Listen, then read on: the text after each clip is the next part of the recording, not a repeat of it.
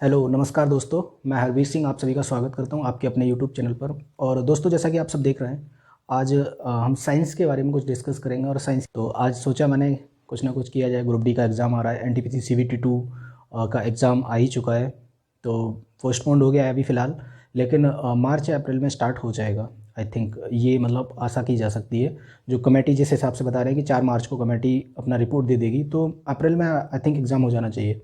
तो 2 महीने का है और फिर ग्रुप डी भी स्टार्ट हो जाएगा उसके बाद।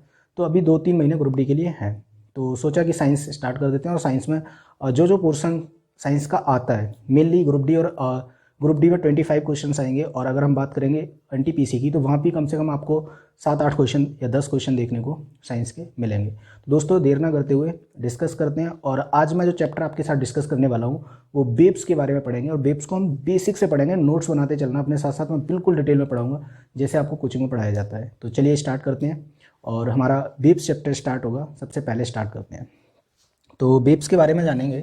अगर मैं बात करता हूँ बेब्स की, बेब्स या तरंग, तो अगर हम तरंगे की बात करेंगे, तो तरंग होती क्या है, सबसे पहले समझेंगे कि तरंग होती क्या है। मैंने कहा कि लाइक बेब्स, आपने एक गाना सुना होगा बहुत पहले, एक मतलब मूवी आई थी, बहुत पुराना गाना है। तो आपने सुना होगा कि एक गाना था कि ठहरे हुए पानी में कंकर ना मार सांवरे, मन में हलचल सी मच जाएगी। एक वर्ड आता है वहाँ पे, हलचल कब होती है, जब हम कंकर फेंकते हैं। जो कंकड़ है उसको हमने जैसे ही पानी में फेंका, अब पानी के अंदर क्या होता है, एकदम तरंगें उत्पन्न हो जाती हैं, मतलब वेव्स क्रिएट हो जाती हैं। उसके अंदर बहुत सारी तरंगें उत्पन्न हो जाती हैं। जो तरंगें उत्पन्न हुई वही क्या है, वो एक हलचल है। वो क्या है, एक हलचल। तो हम वेव्स की फॉर्म में कह सकते हैं कि वेव्स कुछ भी नहीं है। वेव्स क्या है, एक डिस्टर्बेंस है, एक विक्षोभ है। क्लियर है ना।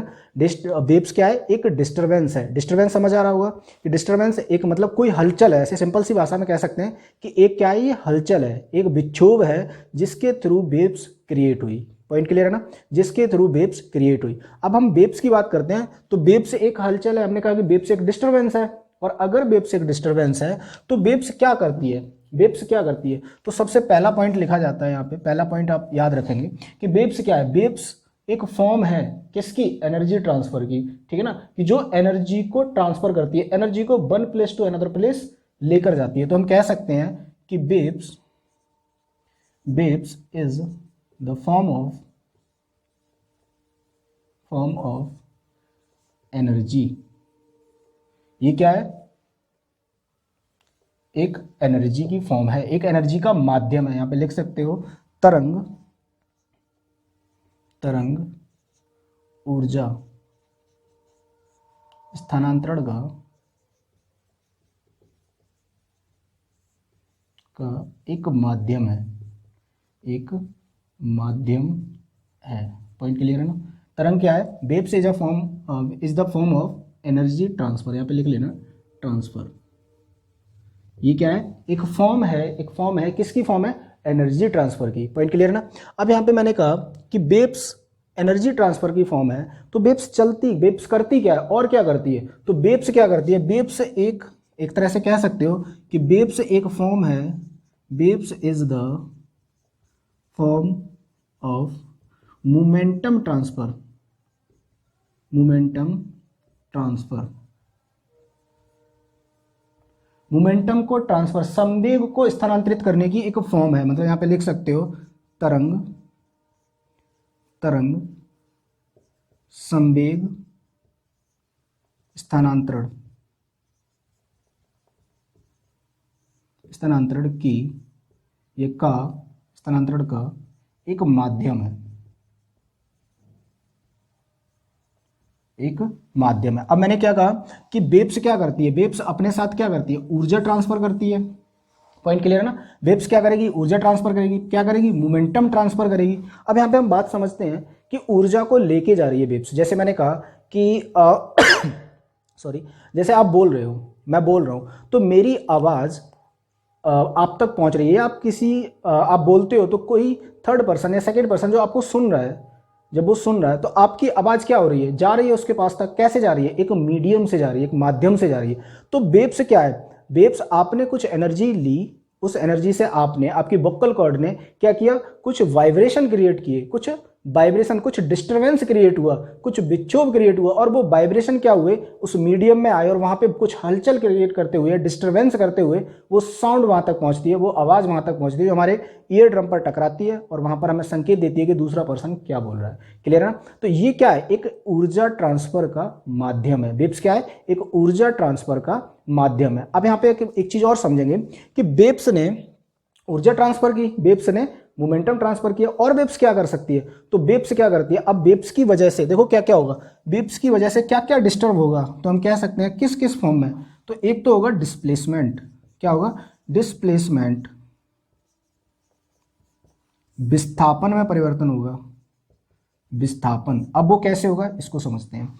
अब वेव्स की वजह से विस्थापन में कुछ ना कुछ चेंजेस आए, तो किस फॉर्म में, मतलब कह सकते हैं विस्थापन की फॉर्म में। कैसे, जैसे मैंने कहा कि मैंने एक रस्सी ली, एक साइड में मैंने उसको बेंड कर दिया, बांध दिया। अब रस्सी को जैसे ही मैं एक बंप क्रिएट करूंगा, उसमें झटका मारा, एक बंप क्रिएट होगा, कैसे करके, कुछ ऐसे, मैंने कहा एक रस्सी थी और कुछ ऐसे करके एक बंप क्रिएट हो जाएगा, इसको एक तरफ से फिक्स कर दिया है। अब ये जो बंप है, यहां से वेव्स ने क्या किया, चलना शुरू किया। वेव्स जैसे ही चलना शुरू करेगी, अब यहाँ पे क्या होगा, वेव्स चलना शुरू करेगी, तो वेव्स चलना शुरू करेगी तो क्या होगा, अब जो बंप आपको यहाँ दिखाई दे रहा था, वो बंप धीरे धीरे क्या होगा, अब यही बंप आपको क्या करेगा, कुछ देर बाद आप देखोगे ये बंप थोड़ा सा आगे बढ़ जाएगा, ये बंप क्या होगा, थोड़ा सा आगे बढ़ जाएगा। अब यहाँ पे क्या हुआ, आप देख रहे थे कि जो डिस्प्लेसमेंट यहाँ पे था, वो डिस्प्लेसमेंट यहाँ पे आ गया। आगे जाओगे थोड़ा सा और आप, तो ये विस्थापन कहाँ हो जाएगा, बिल्कुल किनारे पे पहुंच जाएगा, मतलब कुछ पास में पहुंच जाएगा। तो यहाँ पे क्या हो रहा है, वहाँ पे डिस्प्लेसमेंट ट्रांसफर हो रहा है। क्लियर है ना? मतलब हम कह सकते हैं कि एक तो क्या हो रहा है, वो डिस्प्लेसमेंट विस्थापन की फॉर्म में हो रहा है। क्लियर है ना? विस्थापन की फॉर्म में हो रहा है। दूसरा क्या हो रहा है, आप यहाँ पे कह सकते हो कि दूसरा वो किसकी फॉर्म में होगा, प्रेशर। यहाँ पे क्या होगा, प्रेशर में होगा, प्रेशर या दाब। अब देखो दाब में कैसे होगा, यहाँ पे थोड़ा सा समझेंगे दाब के लिए। जैसे मैंने कहा, मैं बोला अभी, ठीक है ना, मैंने जैसे ही बोला तो कुछ साउंड, कुछ आवाज़ यहाँ से निकल के गई। अब यहाँ पे क्या है, इस मीडियम में हम देखेंगे तो यहाँ पर क्या है, एयर प्रेजेंट है। अगर एयर प्रेजेंट है तो एयर के मॉलिक्यूल्स, जो यहाँ पे पार्टिकल्स एयर के प्रेजेंट हैं, जो हवा के कण यहाँ पे मौजूद हैं, तो वो एयर, जो मेरे मुंह से जो साउंड है, जो वाइब्रेशन निकल रहे हैं, वो क्या कर रहा है, इस हवा से टकरा रहे हैं। और जब ये हवा से टकरा रहा है तो यहाँ पर जो पार्टिकल्स है, जो फ्री पोजीशन में है, जो फ्री अवस्था में है, तो उनसे जाकर के टकरा रहे हैं। तो मैंने कहा कि मैंने कुछ पार्टिकल्स ऐसे लिए कि ये 5 पार्टिकल्स है मेरे पास, ये फ्री पोजीशन में है। आप ऐसे समझ सकते हो। अब ये फ्री पोजीशन में है सारे पार्टिकल्स, तो जैसे ही मैंने साउंड बोला, मैंने कुछ बोला, वाइब्रेशन क्रिएट किया, अब यहाँ पे क्या होगा, इन पर प्रेशर पड़ेगा कुछ ना कुछ, और जैसे ही प्रेशर पड़ेगा ये पार्टिकल्स क्या होंगे, पास आ जाएंगे। अब ये पार्टिकल्स पास आ गए। अब मान के चलिए कि यहाँ पर कुछ पार्टिकल्स और थे, वो दूर थे यहाँ से, ठीक है ना, वो फ्री पोजीशन में होंगे कुछ ऐसे करके। क्लियर है ना? अब ये फ्री पोजीशन में है। अब जैसे ही यहाँ पर पार्टिकल्स पर प्रेशर पड़ा, कुछ दाब पड़ा, ये पास आए। क्लियर है ना? यहाँ पे क्या हुए, ये पार्टिकल पास आए, लेकिन इनकी जो प्रॉपर्टीज है वो क्या है, इनका गुण है कि ये हमेशा फ्री पोजीशन में रहना चाहते हैं। और जब फ्री पोजीशन में रहना चाहते हैं तो ये क्या इस पोजीशन में रहने की कोशिश करेंगे, नहीं करेंगे। तो ये क्या करेंगे, तुरंत से अपना प्रेशर हटाने की कोशिश करेंगे, और अगले पार्टिकल्स जो दूर थे, इनके पास में जो आगे पार्टिकल्स थे, उनको प्रेशर दे देंगे। अब ये पार्टिकल्स क्या होंगे, ये तो ओपन हो जाएंगे, और ये पार्टिकल्स क्या होंगे, पास पास आ जाएंगे। मतलब दो कंडीशन क्रिएट होंगी, एक तो जो पार्टिकल्स फ्री थे वहां पे प्रेशर बढ़ेगा, दूसरे पार्टिकल्स जो दूर दूर है, क्लियर है ना, यहाँ पे प्रेशर कम होगा, यहाँ पे प्रेशर क्या होगा, ज्यादा होगा। मतलब दो कंडीशन क्रिएट होंगी। एक कैसे, आप ऐसे समझ सकते हो कि मैंने कहा कुछ ऐसे, मैं यहाँ पे कंसिडर करने की कोशिश कर रहा हूँ, अब थोड़ा सा समझने की कोशिश करना। कुछ पार्टिकल्स ऐसे होंगे, एक तो पार्टिकल्स कुछ ऐसे बनेंगे दूर दूर, और एक पार्टिकल्स कुछ ऐसे।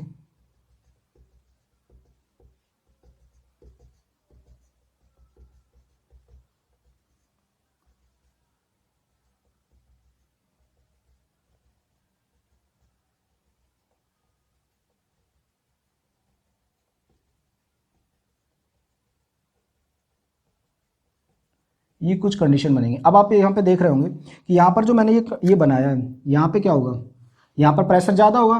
तो इसी जहाँ पर प्रेशर ज़्यादा है, जहाँ पे मॉलिक्यूल्स पास पास आ गए, जो कण है वो पास पास आ गए, तो इस कंडीशन को कहते हैं हम कंप्रेशन। क्या कहते हैं इसको, कंप्रेशन। या इसी को हिंदी में बोलते हैं हम, क्या बोलते हैं इसको, हिंदी में बोलते हैं इसको संपीड़न। क्या बोलेंगे इसको, संपीड़न। और जो संपीड़न वाली कंडीशन होगी, यहाँ पे प्रेशर क्या होगा, तो आप लिखेंगे यहाँ पर प्रेशर क्या होगा, प्रेशर आपका हाई होगा। यहाँ पे प्रेशर क्या होगा, हाई, मतलब उच्च दाब, उच्च दाब। क्लियर हो गया ना। अगर हम बात करेंगे जैसे यहाँ पे ये कंडीशन है, यहाँ पे पार्टिकल्स दूर दूर है, या फिर आप इस कंडीशन को उठा सकते हैं। तो यहाँ पर जब कंडीशन, यहाँ पे पार्टिकल्स दूर दूर है, तो यहाँ पे कौन सी कंडीशन क्रिएट होगी, यहाँ पे होगी रेयरफेक्शन। रेयरफेक्शन, कौन सी कंडीशन क्रिएट होगी, रेयरफेक्शन, या इसको बोल सकते हो आप विरलन। क्या बोलेंगे, विरलन। और जब विरलन वाली कंडीशन होती है तो यहाँ पे प्रेशर क्या होता है, तो यहाँ पे लिखोगे आप लो प्रेशर। यहाँ पे क्या होगा, लो प्रेशर, निम्न दाब, निम्न दाब। पॉइंट क्लियर हो गया ना। मतलब दो कंडीशन बनेगी आपको, एक तो बनेगी कंप्रेशन की कंडीशन, एक बनेगी रेयरफेक्शन, संपीड़न और विरलन, दो कंडीशन बन गई। अब यहाँ पे क्या होगा, प्रेशर एक जगह क्या होगा, प्रेशर ज़्यादा होगा, दूसरी जगह प्रेशर क्या हो जाएगा, हाई। मतलब एक जगह कम प्रेशर, जो रेयरफेक्शन वाली कंडीशन होगी वहाँ पे प्रेशर क्या हो जाएगा, कम हो जाएगा। और जहाँ पे प्रेशर क्या होगा, हाई होगा, वो कौन सी कंडीशन होगी, कंप्रेशन। यही क्वेश्चन पूछा जाता है यहाँ से। अब दूसरी चीज़ क्या पूछी जाएगी यहाँ से, अब मैंने क्या कहा कि जो कंप्रेशन वाली कंडीशन है, यहाँ पर डेंसिटी क्या होगी, ये क्या करेगा, ये कुछ डेंसिटी में भी इफेक्ट लेकर आएगा। तो डेंसिटी क्या होगी, अगर हम डेंसिटी की बात करेंगे, घनत्व की बात करेंगे। अब एक बात बताओ मुझे, घनत्व की बात करते हैं। घनत्व क्या होता है, घनत्व होता है कि मास पर वॉल्यूम, मतलब मास पर एरिया, ठीक है ना। या जो मास है किसी भी मतलब मैं कह सकता हूं कि किसी भी पार्टिकल्स का, या किसी भी तत्व का, या किसी भी मीडियम का, कह सकते हो आप, कुछ भी कह सकते हो। तो उसमें जो मास है, उसका जो भी मास है, वो पर जो एरिया है, जो मतलब जो एरिया है, मतलब हम क्या, फिर ऐसे कह सकते हो वॉल्यूम पर एरिया स्क्वायर, ठीक है ना। मतलब कितने एरिया में कितना वॉल्यूम है, क्लियर है ना, कितना पार्टिकल्स हैं, ऐसे कह सकते हो। घनत्व कह सकते हो कि मतलब किसी जगह पे कितने लोग रह रहे हैं, ऐसे समझ लो। जैसे हम स्टेट में पढ़ते हैं कि सबसे ज़्यादा डेंसिटी किस जगह की है, तो आप समझ सकते हो डेंसिटी का मतलब होता है कि जितनी एरिया में, कुछ एरिया है, उस एरिया में, या स्क्वायर किलोमीटर की एरिया में, या स्क्वायर में, मतलब स्क्वायर का मतलब समझ रहे हो ना, एरिया, ठीक है ना, एरिया में कितने लोग रह रहे हैं, तो वही तो डेंसिटी होती है। क्लियर है ना। तो ऐसे यहाँ पे समझ सकते हो आप कि डेंसिटी क्या हो जाएगी। अब यहाँ पे एक बात बताओ मुझे, यहाँ पे एक बात बताओ कि अगर मैंने कंप्रेशन वाली कंडीशन की बात की, जहाँ पे बहुत ज़्यादा पार्टिकल्स पास पास हैं, क्लियर है ना, जहाँ पे पार्टिकल्स क्या हैं, बहुत पास पास हैं, कंप्रेशन, जहाँ पे प्रेशर हाई है, तो वहाँ पे डेंसिटी क्या होगी। आप सिंपल बताओ मुझे कि ये पार्टिकल्स थे, अभी दूर दूर इतना एरिया इन्होंने कवर करके रखा था, क्लियर है ना। अब ये पार्टिकल्स पे प्रेशर पड़ा, ये पास आ गए, जैसे ही पास आए, अब यहाँ पे क्या होगा, डेंसिटी ज़्यादा हो जाएगी भाई, कम एरिया में ज़्यादा पार्टिकल्स हो जाएंगे, और जब कम एरिया में ज़्यादा पार्टिकल्स हो जाएंगे तो यहाँ डेंसिटी क्या हो जाएगी, हाई हो जाएगी। तो डेंसिटी क्या होगी, जो कंप्रेशन वाली कंडीशन होगी, जो कंप्रेशन या फिर जो संपीड़न वाली कंडीशन होगी, संपीड़न, तो संपीड़न में डेंसिटी क्या हो जाएगी, मतलब यहाँ पे डेंसिटी में लिख दे रहा हूँ, डी फॉर डेंसिटी, डेंसिटी क्या हो जाएगी, हाई हो जाएगी। और अगर हम बात करेंगे रेयरफेक्शन में, विरलन में, तो विरलन वाली कंडीशन में डेंसिटी क्या हो जाएगी, लो हो जाएगी। पॉइंट क्लियर हो गया ना। मतलब यहाँ पे आप लिख सकते हो कि जो संपीड़न है, यहाँ पे डेंसिटी क्या हो जाएगी, डेंसिटी हाई होगी। अगर हाई प्रेशर तो डेंसिटी हाई, उच्च घनत्व, उच्च घनत्व। पॉइंट क्लियर है ना। और अगर हम रेयर फैक्शन की बात करेंगे तो रेयर फैक्शन में लो प्रेशर, तो यहाँ पे क्या होगी, लो डेंसिटी। पॉइंट क्लियर हो गया ना, निम्न घनत्व। ये पॉइंट क्लियर हो गया होगा, नोट कर लें इसको, आगे फिर देखते हैं। अब देखते हैं यहाँ पे टाइप ऑफ वेव्स, वेव्स के प्रकार। तो यहाँ पे हेडिंग डालेंगे टाइप्स ऑफ वेव, तरंग के प्रकार। अब तरंग कितने टाइप्स की होती हैं, कितने प्रकार की होती हैं, तो यहाँ पे हम पढ़ेंगे दो टाइप्स की तरंग के बारे में। कितने टाइप्स की, दो टाइप्स की। सबसे पहली हेडिंग डालोगे आप mechanical waves, mechanical waves, clear है ना। या फिर इसी को बोलते हैं हम इलास्टिक वेव्स। कहीं कहीं आपको मिलेगा मैकेनिकल वेव्स, कहीं कहीं मिलेगा आपको इलास्टिक वेव्स। मतलब हम कह सकते हो मैकेनिकल वेव्स को ही हम कहते हैं यांत्रिक तरंगें, यांत्रिक तरंगें। और दूसरा क्या हो जाएगा, इसी को हम बोलते हैं प्रत्यास्थ तरंगें, प्रत्यास्थ तरंगें। पॉइंट क्लियर है ना। मतलब हम इसको मैकेनिकल वेव्स भी बोल सकते हैं, इलास्टिक वेव्स भी बोल सकते हैं, क्लियर है ना। तो यहाँ पर क्या होगा, मैकेनिकल वेव्स, आप पहले समझेंगे मैकेनिकल वेव्स क्या होता है, ठीक है ना। चलो मैं लिखा दे रहा हूँ। दूसरी कौन सी होती है, दूसरी को बोलते हैं हम electro electromagnetic waves, electromagnetic waves, या फिर इसी को हम बोल देते हैं इनइलास्टिक वेव्स। क्या बोल देते हैं इसको? इनइलास्टिक वेव्स, या फिर हम इसको बोलेंगे वैद्युत चुंबकीय तरंग, या फिर क्या बोलेंगे? इनइलास्टिक, अप्रत्यास्थ तरंग, अप्रत्यास्थ तरंग। कभी कभी इसको नॉन मैकेनिकल भी बोल देते हैं, क्योंकि ये क्या है? मैकेनिकल, तो ये क्या हो जाएंगी? Non mechanical. पॉइंट क्लियर है ना? तो इसको कभी कभी आपको नॉन मैकेनिकल वेव्स भी लिखा मिल जाएगा। चलो मैं यहाँ पे लिखा दे रहा हूँ, या और नाम से जानते हैं इसको, नॉन मैकेनिकल वेव्स।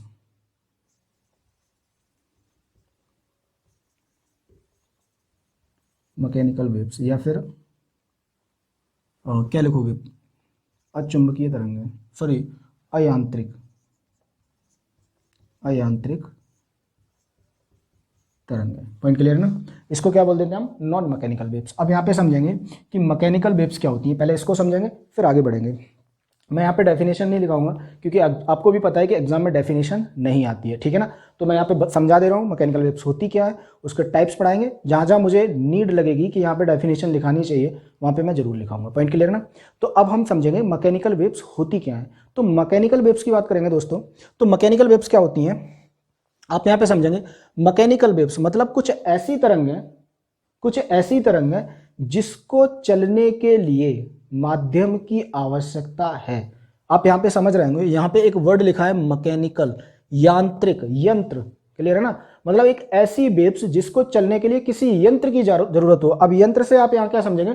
किसी बॉडी की जरूरत हो, किसी पार्टिकल्स की, किसी माध्यम की आवश्यकता हो। क्लियर है ना? किसी माध्यम की आवश्यकता है तो उस वेव्स को क्या कहेंगे हम? मैकेनिकल वेव्स कहेंगे। पॉइंट क्लियर हो गया ना? एक ऐसी वेव्स जिसको चलने के लिए माध्यम की आवश्यकता हो, उस वेव्स को क्या कहेंगे हम? मैकेनिकल वेव्स कहेंगे। दूसरा क्या है? नॉन मैकेनिकल्स या फिर इलेक्ट्रोमैग्नेटिक वेव्स। तो आप सीधा सीधा समझ में आ गया होगा आपको कि एक ऐसी वेव्स जिसको किसी माध्यम की आवश्यकता नहीं हो, वो क्या कहलाएगी? हमारी नॉन मैकेनिकल वेव्स कहलाएगी। पॉइंट क्लियर हो गया ना? तो यहाँ पे अगर हम बात करेंगे, इसके एग्जाम्पल समझोगे, क्योंकि एग्जाम्पल ही मोस्ट है। पॉइंट क्लियर है ना? इसके एग्जाम्पल ही मोस्ट है। तो यहाँ पे जैसे मैंने कहा मैकेनिकल वेव्स, तो सबसे पहले आ जाता है आपका साउंड वेव्स। ध्वनि तरंगें। पॉइंट क्लियर ना? यहाँ पे क्या आ गया? ध्वनि तरंगें। दूसरा क्या आ जाएगा? दूसरा अगर मैं बात करूंगा इसकी, तो यहाँ पे लिखोगे वेव्स इन स्ट्रिंग, रस्सी में उत्पन्न तरंगें। ये सब क्या किसके एग्जाम्पल हो जाएंगे? एग्जाम्पल किसके हो जाएंगे? मैकेनिकल वेव्स के। दूसरा क्या कह सकते हो? तीसरा एग्जाम्पल का हो गया इसका, वेव्स इन वाटर, पानी में उत्पन्न तरंगें।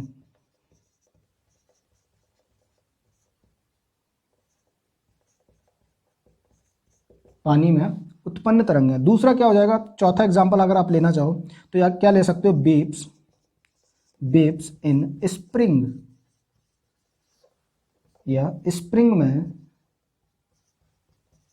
में उत्पन्न तरंगें। पॉइंट क्लियर ना? क्या कह सकते हो आप? स्प्रिंग में उत्पन्न तरंगें। अब ये सब किसके एग्जाम्पल हैं? ये सब किसके हैं? मैकेनिकल वेव्स के। मतलब जहां यहां पर हर किसी वेव्स को चलने के लिए किसी ना किसी माध्यम की आवश्यकता होगी। और यही क्वेश्चन पूछा जाता है कि sound waves is the types of waves, which type of waves? Sound waves, ध्वनि तरंगें किस तरह की तरंगें, किस प्रकार की तरंगें? तो आप सीधा सीधा ऑप्शन लगाओगे कि ये क्या है? मैकेनिकल वेव्स हैं। पॉइंट क्लियर हो गया ना? यहां पर अगर हम बात करेंगे नॉन मैकेनिकल वेव्स की, या इलेक्ट्रोमैग्नेटिक वेव्स की, या फिर इनइलास्टिक वेव्स की, तो ये क्या है? मतलब कुछ ऐसी तरंगें मैंने अभी बताया था जिसको किसी माध्यम की आवश्यकता ना हो, वो क्या होती है? हमारी इलेक्ट्रोमैग्नेटिक वेव्स होती हैं। क्लियर है ना? क्या होती हैं? इलेक्ट्रोमैग्नेटिक वेव्स होती हैं। अब कौन कौन सी वेव्स होंगी इलेक्ट्रोमैग्नेटिक वेव्स? तो यहाँ पे एग्जाम्पल लिखेंगे आप इसके। एग्जाम्पल क्या हो जाएगा? सबसे फर्स्ट एग्जाम्पल लिखेंगे इसका, लाइक विजिबल लाइट लिख सकते हो, या फिर लाइट लिख सकते हो। लाइट, प्रकाश सबसे अच्छा एग्जाम्पल है।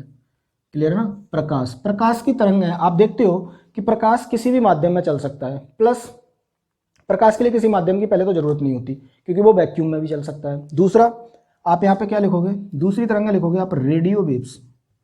रेडियो वेव्स क्या हो जाएंगी, रेडियो वेव्स, या फिर इनको कह सकते हैं हम रेडियो तरंगें। रेडियो तरंगें, पॉइंट क्लियर हो गया ना।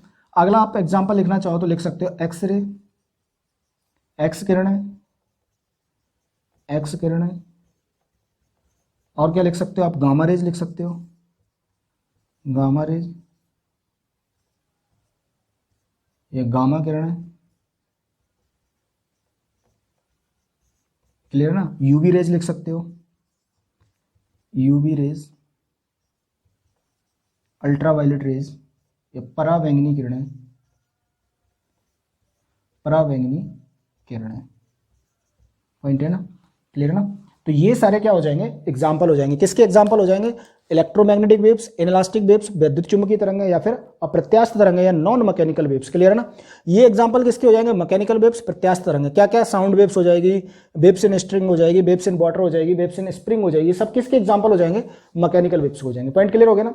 अब यहाँ से आता है कि क्या ये इनके टाइप्स भी होते हैं, तो हाँ बिल्कुल टाइप्स होते हैं। तो उन टाइप्स को पढ़ेंगे, देखते हैं कि इनके कौन कौन से टाइप्स होते हैं। तो मैं यहीं पे समझा दे रहा हूं, एग्जांपल मिटा दे रहा हूं।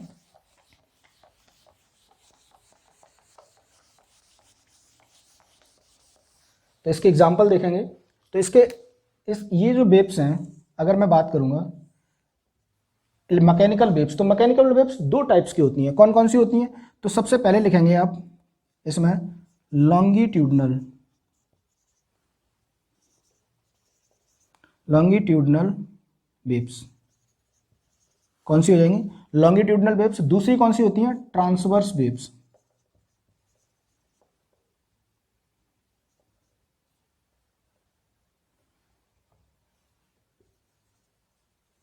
या फिर इसी को कहेंगे हम अनुदैर्घ्य तरंगें, या फिर इसको कहेंगे अनुप्रस्थ तरंगें। पॉइंट क्लियर हो गया ना। कौन कौन सी होंगी हमारी, एक लॉन्गिट्यूडनल वेव्स होगी और कौन सी होगी, ट्रांसवर्स वेव्स होगी। मतलब हम कह सकते हैं कि अनुदैर्घ्य तरंगें, अनुप्रस्थ तरंगें। अब ये क्या क्या होती हैं, इनको समझेंगे। अनुदैर्घ्य तरंगें कौन सी होंगी, ठीक है ना, और अनुप्रस्थ तरंगें कौन सी होंगी, इसको समझेंगे। अब यहाँ पे क्या होता है, यहाँ पे दो टाइप्स की मैंने वेव्स बताई आपको। एक बताई मैकेनिकल वेव्स, दूसरी बताई इलेक्ट्रोमैकेनिकल वेव्स, ठीक है ना, वो इलेक्ट्रोमैग्नेटिक वेव्स। अब यहाँ पे मैंने कहा कि mechanical waves also two types, कौन कौन से, longitudinal waves and transverse waves. Clear होंगे ना, longitudinal waves and transverse waves. अब यहाँ पे पॉइंट आता है कि जो लॉन्गिट्यूडनल वेव्स हैं ये कौन सी वेव्स होती हैं। तो यहाँ पे आप इसकी डेफिनेशन लिख लोगे, इसकी डेफिनेशन लिखोगे, क्या लिखोगे, longitudinal waves create due to parallel motion of particles of medium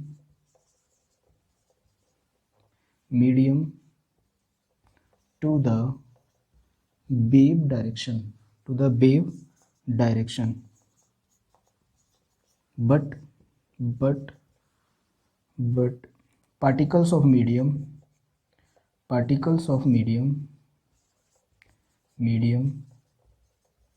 do not travel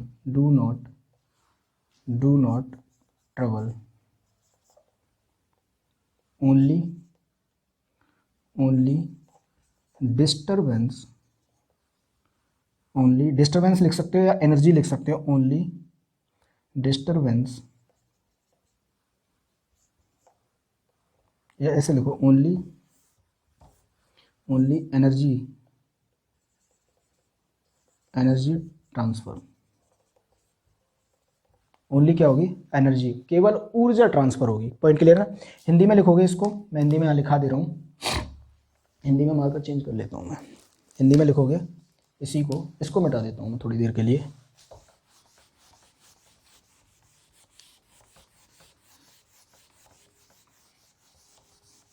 Hindi में क्या लिखोगे, हिंदी में लिखोगे अनुदैर्घ्य तरंगें अंधेरे तरंगें, ये तो चल भी नहीं रहा है, चलो इसी से लिख दो। अनधैर्य तरंगें, अनधैर्य तरंगें माध्यम के कणों का, माध्यम के कणों का तरंग की दिशा में समांतर गति, या समांतर गति, गति की जगह लिख सकते हो वाइब्रेशन, समांतर विक्षोभ,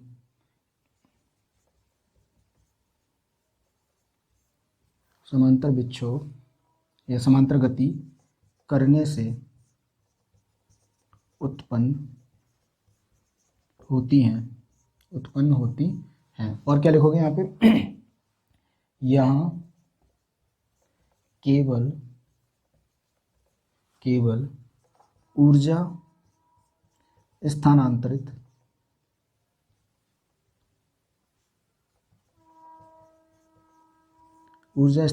होती है,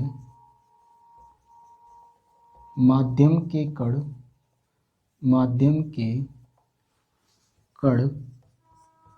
अपने स्थान से दूसरे स्थान तक नहीं जाते हैं। पॉइंट क्लियर हो गया ना? नहीं जाते हैं मतलब अनधैर्य तरंगें कौन सी होंगी? वे तरंगें जहां पे क्या होगा, जो पार्टिकल्स हैं, ऐसे इसको एग्जांपल से समझेंगे, जो पार्टिकल्स हैं वो क्या कर रहे हैं, वो तो वाइब्रेशन कर रहे हैं, टू एंड फ्रो मोशन कर रहे हैं अपनी जगह पर, लेकिन पार्टिकल्स अपने प्लेस को नहीं छोड़ते, अपनी जगह को नहीं छोड़ते। वो क्या करते हैं, सिर्फ अपने प्लेस पर रहकर ऐसे करके टू एंड फ्रो मोशन करते हैं। ठीक है ना?